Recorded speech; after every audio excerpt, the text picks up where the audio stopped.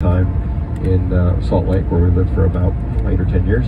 I actually was involved in the Sundance Film Festival, and if there's a little bit of time, I can bore you later with some of those stories. They're actually kind of fun to tell. But no, this is not about Robert Redford's Film Festival.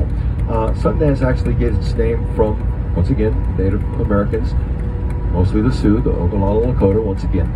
And they actually had a ceremony called the Sundance, and we think that's probably where we got the name of this town. Now, probably the first thing you're thinking, and I don't blame you one little bit, is like, oh, Sundance, I get that, because the rain dance, of course, we know that, you know, we're supposed to dance and have ceremonies to create the rain, so the Sundance must be something that you do while it's raining, and something that my friend Ron has made sure that I know how to do over the next course of the several days to make sure we always have that sun. But no, it's not that.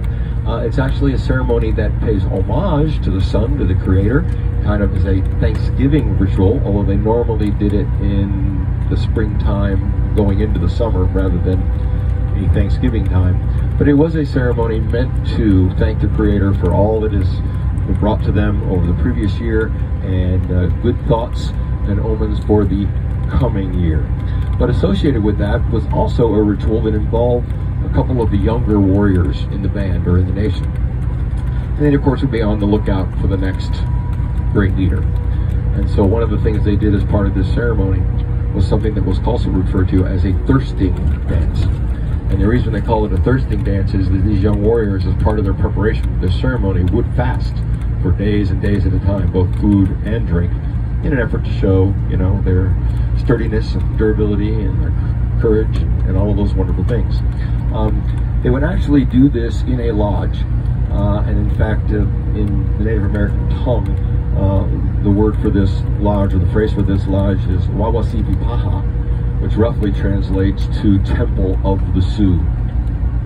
They would create what looks like sort of a scaffold, especially out here, maybe where you live as well. If you get doesn't necessarily have to be a ranch, but you get a very lovely home with a lot of land and a long driveway. Sometimes you see that little entryway over the driveway, right? The little skull flute, maybe it has the brand of the ranch, you know, on the top, right? So it kind of looked like that. So picture a little scaffold like that. And then they would put some tree branches and things on the top of that to indicate the land. They would also put perhaps some buffalo horns on that to also represent the land and the wildlife. They would also put what looked like a nest of an eagle to represent the sky and all of those things. And that would be part of the ceremony. So this young warrior would actually spend time with medicine man, priests, sort of religious. Got to be careful, it's not really rigid the way we would practice religion in our world. But he would get together with this medicine man and religious leader, and he would be the one that would help the warrior understand what's about to happen here, and the things that he would need to learn, and the things that he would need to be ready for. And so he would spend time with this particular person to try to be as prepared as he possibly could for what he was about to be put through. They would narrow it down to a leader or two, or a potential leader or two. So it wasn't like there was a whole mess of them, but they would put a few of these young men to the test. So not only would the test involve fasting and refraining from both food and drink, there would be a test of physical stamina as well. Now let me ask you this is going to be kind of something out of left field that you'll say, what in the world, or where are we going with this? But there is a connection here in a minute, and once again I want to read you a quote that's associated with this.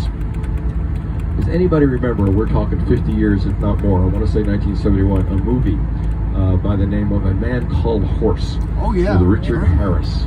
Yep. See, lots of heads nodding. Very good.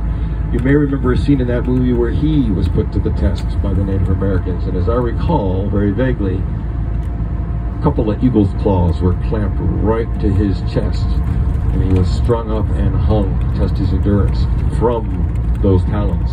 And that's exactly what the Sundance is all about. That was depicted pretty accurately compared to everything that I've read.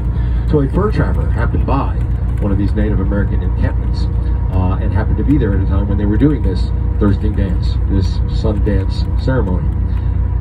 And he recorded in his journal the following. He said, a young buck would have the medicine men gather the skin on his back, run his knife through his skin, then thread a rawhide through it. He would fasten this thong to a scaffold, which I mentioned to you, let his weight pull on the thong, surge and swing until the rawhide tore through his flesh. The other Indians would form a circle around him while this is going on to dance and lend him courage.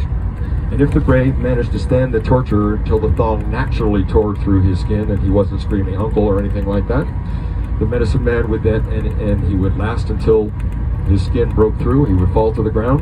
The medicine man would dress his wound, take him into a teepee to get him recharged and relaxed, where he would rest and sleep, and therefore the tribe or the nation would know, based on the performance of that young man, this is likely our next warrior, our next leader. So that's what a Sundance is all about. Again, a ceremony, a ritual to thank the Creator for all that's been received and hopefully be received in the future, and with trying to identify the next future warrior of the tribe. Now, Sundance may have a little bit of a connection to some other things. I think it's kind of fun to talk about. You see, there were a couple of lots of outlaws out here, as you can well imagine. There were a couple of guys in particular that were all about horse thievery, and they were really into that. Their names were Harry Longaball and Robert Leroy Parker. Harry Longaball got in a little hot water here in the Sundance area, already called Sundance, when he was doing his thievery and horse stealing here. He got caught, and he served 18 months in the Sundance jailhouse. Well, needless to say, maybe you know the end of the story. The two guys I'm talking about, Harry Longaball, well, that's the Sundance Kid. That's how he got his name, and his friend Robert Leroy Parker was, of course, Butch Cassidy. And so Harry Longaball, before he became known the way we know him, who of course looked nothing like Robert Redford or Paul Newman, but nonetheless, it's somewhat depicted in the movie about some of the horse thievery and things they did. But in any event, that's how the Sundance Kid got his name, because of his time here in Sundance, Wyoming. Now, as we continue to make our way toward Pronghorn Antelope, right there, very good spotting, almost on the left over here, yep, a lone